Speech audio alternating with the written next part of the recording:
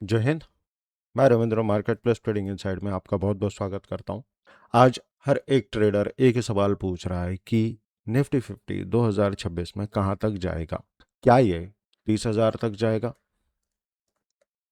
क्या ये 40,000 जाएगा, या मार्केट में क्रैश आएगा।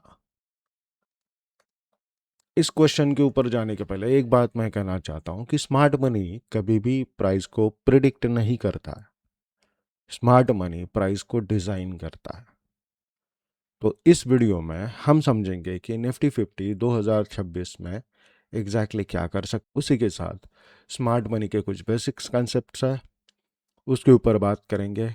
ना इसमें कोई मैं न्यूज़ घसेटूंगा, ना कोई इंडिकेटर होगा, ना मैं कोई टारगेट्स आपको बताऊंगा। अगर आप ये video exact levels, sure shot targets के लिए देख रहे हो तो ये वीडियो आपके लिए नहीं है, क्योंकि मार्केट में प्रिडिक्शन से कभी भी पैसा नहीं बनता है, अंडरस्टैंडिंग से पैसा बनता है। चलिए थोड़ा सा जूम आउट करके चीज़ें समझने की कोशिश करते हैं कि एग्जैक्टली इस चार्ट के ऊपर है क्या। एक बिगर पिक्चर समझने की कोशिश करते हैं। सबसे पहले 12 मंथ टाइम फ्रेम पे आएंगे। 12 मंथ टाइम फ्रेम पे आने के बाद निफ्टी 50 2024 की जो कैंडल थी ईयरली, उसके हाई के ऊपर 2025 के कैंडल ने क्लोजिंग नहीं दी। इसका मतलब क्या है? अकॉर्डिंग कैंडल थ्योरी 2025 में जितने भी बायर्स थे वो वीक बायर्स थे, इतना उनमें पोटेंशियल नहीं था कि इसके ऊपर 2024 के कैंडल के ऊपर वो क्लोज कर सके। तो मार्केट में जब भी कोई वीक प्लेयर एंटर करता है तो पहले उसे निकाला जाता है। जो भी वीक हैंड्स होते हैं वो पहले निकल जाते हैं या उन्हें निकाला जाता है, उसके बाद ही पूरा खेल शुरू होता है। अब इसे अगर हमें समझना है, डिवाइड करना पड़ेगा हमें मंथली चार्ट के ऊपर, और तब जाके थोड़ी चीज़ें हमें समझने को मिल सकती है। ये वीडियो आपको 2027 का एनालिसिस करने में भी मदद करेगा एक साल बाद, ठीक है, या आने वाले सालों में भी सेम यही इस तरीके से आप एनालिसिस कर सकते हो बाय एसएमसी और कुछ पार्ट्स आईसीटी के, राइट। अब यहाँ पे आपको कोई भी चार्ट जिसको आप ईयरली तौर पे एनालिसिस कर रहे हो उसे 3 क्वेश्चन पूछो। सबसे पहला कि एक्सटर्नली मार्केट स्ट्रक्चर क्या है, या जो भी चार्ट देख रहे हो उसका एक्सटर्नल स्ट्रक्चर क्या है। सेकंड थिंग, जो लॉन्ग टर्म लिक्विडिटी है वो कहाँ पे है, क्योंकि इंस्टीट्यूशंस ऊपर या नीचे प्राइस को किस लिए लेके जाते हैं, तो वो पार्ट होता है लिक्विडिटी। जिन लोगों को लिक्विडिटी नहीं पता है, फर्स्ट टाइम वीडियो देख रहे हो, तो लिक्विडिटी का मतलब होता है स्टॉप लॉस। अभी करंट फेज में मार्केट एक्यूमुलेशन फेज में है, जिसे बहुत लोग कंसोलिडेशन बोलते हैं, एक्यूमुलेशन सॉरी, या डिस्ट्रीब्यूशन फेज में।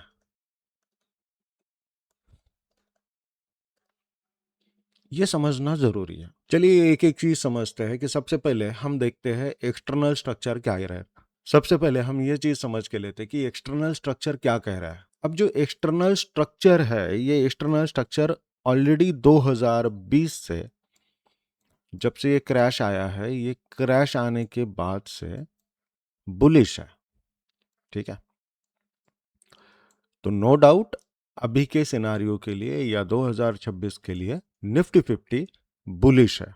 बुलिश का मतलब ये नहीं होता है कि सीधा ऊपर जाना। एक रिटेल ट्रेडर जो सोचता है कि बुलिश मार्केट का मतलब क्या है, बाय करना और होल्ड करना, लेकिन सच ये है बुलिश मार्केट जब भी बनता है या जब प्राइस को सिंगल साइड ऊपर की तरफ फटना है तो सबसे ज्यादा डर क्रिएट किया जाता है या फेयर पैनिक मार्केट में क्रिएट किया जाता है, तब वो होता है। तो अभी सीधा लेके होल्ड नहीं करना है, हमें हमें चीजें समझनी है। अब 2026 का जो मूव आएगा, उस मूव के पहले इंस्टीट्यूशंस जो है वो एक साइड की जो लॉन्ग टर्म लिक्विडिटी है वो पहले कलेक्ट करेंगे। तो दूसरी चीज एक्सटर्नल स्ट्रक्चर हमने समझ लिया, दूसरी चीज है लिक्विडिटी। लिक्विडिटी इस हाई के ऊपर थी जो कि ऑलरेडी नवंबर मंथ में कलेक्ट कर ली गई थी। कैंडल थ्योरी के हिसाब से ऊपर के साइड में अभी कोई भी लिक्विडिटी पेंडिंग नहीं है। अब लिक्विडिटी कहाँ पे आती है? लिक्विडिटी आती है इस स्विंग लो के नीचे, देन अगेन इसके नीचे एक लिक्विडिटी है। अब लिक्विडिटी होती कहाँ पे है? जो previous major swing high swing lows जो है वहाँ पे होती है, और लॉन्ग टर्म इन्वेस्टर्स के जहाँ पे स्टॉप लॉस हो सकते हैं वहाँ पे भी, और बहुत सारे पैनिक सेलिंग जोन्स होते हैं वहाँ पे भी लिक्विडिटी होती है। अगर इन बिटवीन यहाँ पे प्राइस थोड़ा बड़ा करेक्शन कर ले कि एक 10% 20% अगर नीचे आ जाए, जैसे कि यहाँ पे आ सकती है या यहाँ पे आ सकती है, ये लिक्विडिटी कलेक्ट करने के लिए 20% अगर ये नीचे भी आया 10 से 20%, तो इसे सिर्फ करेक्शन कहना है। इसे क्या कहना है? करेक्शन कहना है। बहुत से रिटेल ट्रेडर का एक इशू है कि थोड़ा मार्केट अगर गिर गया तो हम इसे वीकनेस समझते हैं। तो थोड़ा समझने की कोशिश करो कि ये वीकनेस नहीं है, वो मार्केट में नया आया हुआ फ्यूल है। किसी भी चीज को चलने के लिए फ्यूल चाहिए, और वो जो फ्यूल होता है वो फ्यूल होता है लिक्विडिटी। तो अगर करेक्शन आया तो उससे क्रैश मत कहना, this is new investment opportunity. मतलब थोड़ा उल्टा आपको सोचना पड़ेगा उसके रिलेटेड, तब जाके आप बहुत अच्छा पैसा कमा सकते हो।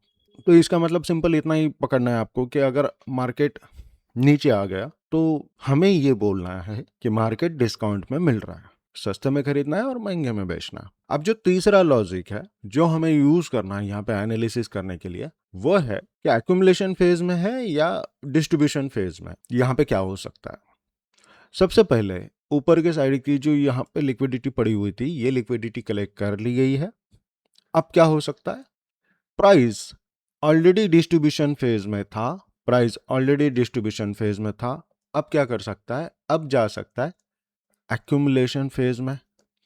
अब एक्यूमुलेशन फेज में जाते वक्त वो किस तरीके से काम कर सकता है, तो यहाँ पे फिर से उसे हम सब कैटेगरी में डिवाइड करेंगे। फर्स्ट चीज यहाँ पे तैयार हो सकता है लिक्विडिटी इंजीनियरिंग का फेज। लिक्विडिटी इंजीनियरिंग का फेज का मतलब क्या है कि लिक्विडिटी यहाँ पे क्रिएट की जाएगी।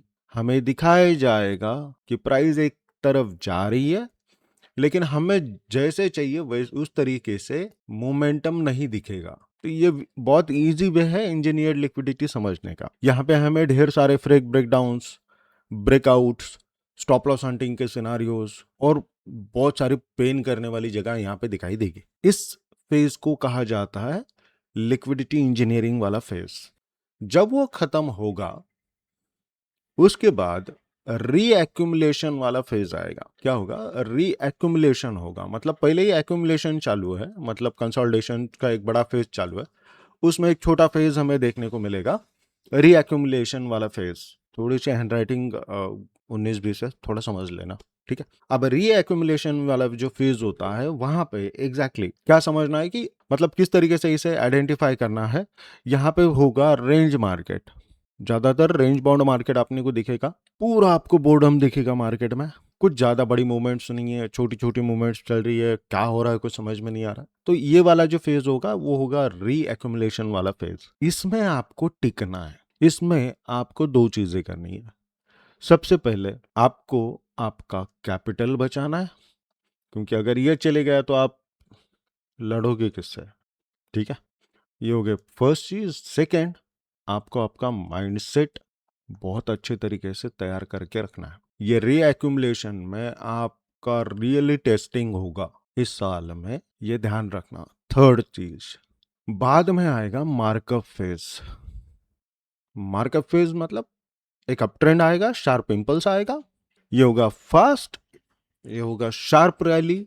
जब मार्केट में पार्टिसिपेंट्स कम रहेंगे तब ये शार्पली निकल जाएगा और पैसा बनेगा यहाँ पे। तो ये किस तरीके से होगा थोड़ा हम चार्ट के ऊपर समझने की कोशिश करेंगे। अभी अगर मैं देखूं मंथली चार्ट पे, तो ऊपर के साइड की लिक्विडिटी हंट कर दी गई है, इस पॉइंट पे जो थी ये लिक्विडिटी ले ली गई है। अब लिक्विडिटी है दो जगह पे, एक है यहाँ पे, दूसरी है यहाँ पे। अब इनमें से कौन से एग्जैक्टली पॉइंट पे लिक्विडिटी है ये हमें पता करना है।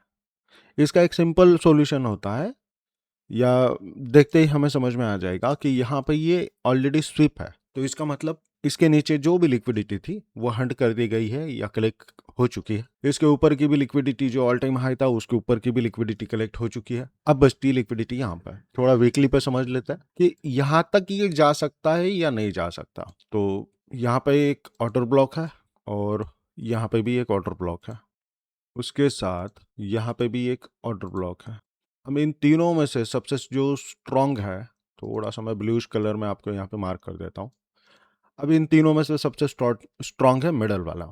अगर ये यहाँ तक आता है, थोड़ा ये ऊपर के साइड में रैली कंटिन्यू कर सकता है, और अगर ये यहाँ तक आता है तो इसके जो पर्पजेस है, जैसे कि लिक्विडिटी कलेक्ट करना, तो ये लिक्विडिटी कलेक्ट हो जाएगी, पीओआई भी टैप हो जाएगा और उसके बाद एक रैली शुरू हो सकती है।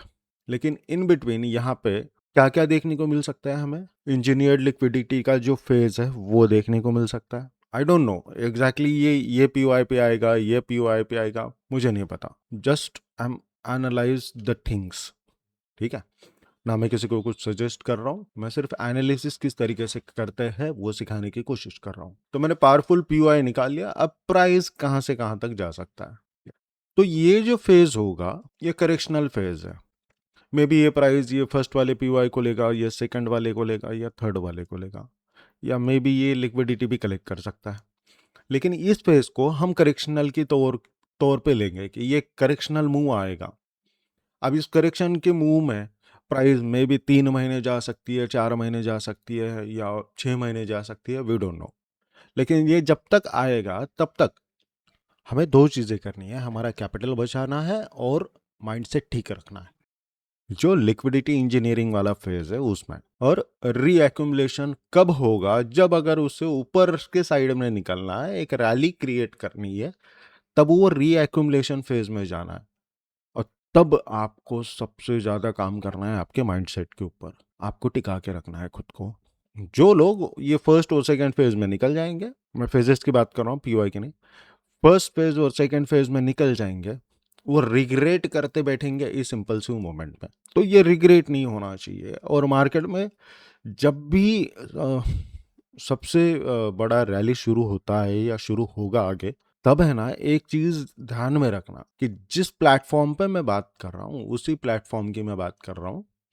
यूट्यूब पे सबसे ज्यादा लोग बोलेंगे कि मार्केट बेरिश है, समझ लेना भैया इसके उल्टा होने वाला है। क्यों? क्योंकि इंस्टीट्यूशंस पूरा उल्टा काम करता है। As a smart money trader हमें क्या देखना चाहिए? हमें कभी भी प्रिडिक्शन नहीं करना चाहिए। हमें देखना चाहिए कि मंथली वीकली स्ट्रक्चर क्या है, जो हायर टाइम फ्रेम के पीओआईज है वो पीओआईज कहाँ पे है, प्रीमियम और डिस्काउंट जोन्स कहाँ पे है, साथ ही साथ अगर लिक्विडिटी कहीं पर स्विप हो रही है तो वो स्विप करने के बाद क्या कर सकता है। जो भी स्ट्रक्चर बन रहा है उसका इंटैक्ट जो होगा वो पेशेंसफुली समझना है, और अगर स्ट्रक्चर शिफ्ट हुआ तो उसके एडप्शन भी बहुत जल्दी होना चाहिए, और विद दिस एडप्शन हम प्लान आउट कर सकते पूरा साल। तो ये स्टार्टिंग के कुछ महीने मे बी एक्यूमुलेशन वाला फेज हो सकता है या इंजीनियरिंग वाला फेज हो सकता है। तो मैं फाइनली इतना ही कहना चाहूँगा इस वीडियो में आपको, ये निफ्टी 2026 में एक चीज़ पूरा, अगर आप नए हो पुराने हो कितने भी पुराने ट्रेडर हो, अगर आप ये वीडियो देख रहे हो, निफ्टी 50 2026 में इसको है ना नंबर्स का गेम मत करके लेना। ये पूरा जो गेम है ये पूरा गेम है माइंडसेट का।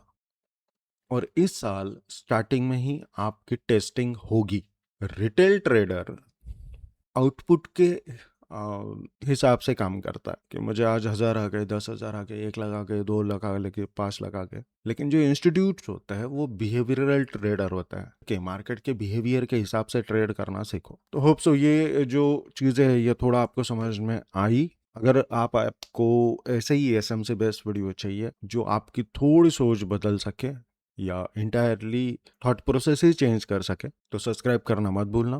प्रिडिक्शन के लिए इस चैनल के ऊपर कभी भी मत आना। अगर आपको क्लैरिटी चाहिए, हर एक चीज़ आपको क्लियर कट दिखाई देनी चाहिए, तो इस चैनल के ऊपर बने रहना। पहले सीखो, जितना ज़्यादा सीख सकते हो उतना सीखो। मार्केट हमेशा रहेगा, आप नहीं थे तब भी था, आप हो तब भी है, आप नहीं रहोगे तब भी मार्केट रहेगा, लेकिन कैपिटल और माइंडसेट नहीं। अगर आपको ये वीडियो पसंद आया तो प्लीज़ लाइक, शेयर और सब्सक्राइब करना मत भूलना। Thank you so much. जय हिंद।